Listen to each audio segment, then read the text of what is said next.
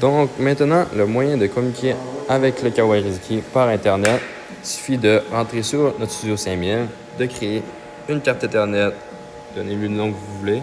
Ensuite, de mettre la bonne adresse, comme en ce moment, nous, c'est le 98. Vous pouvez voir ici, créer la 98.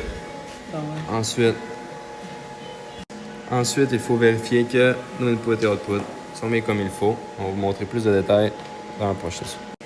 OK, donc dans notre programme, on peut voir aussi si on reçoit des inputs signal sur notre pendant ici. On va aller dans le controller tag, dans les outputs du Kawasaki. On va aller dans output 0. Puis admettons que... Là, je suis encore dans output. Là.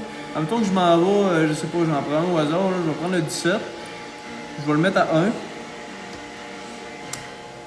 on peut voir sur le pendant que mon 34 s'est allumé. Continue de te montrer le pendant.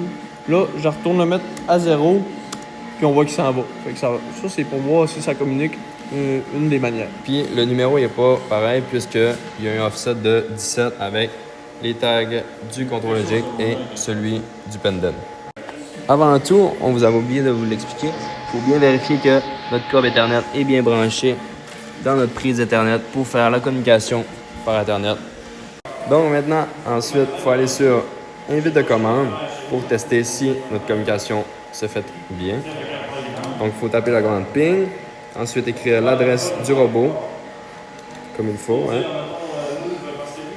Et ensuite, on va voir qu'on reçoit bien la réponse 4 sur 4 reçus. Donc, la communication se fait très bien.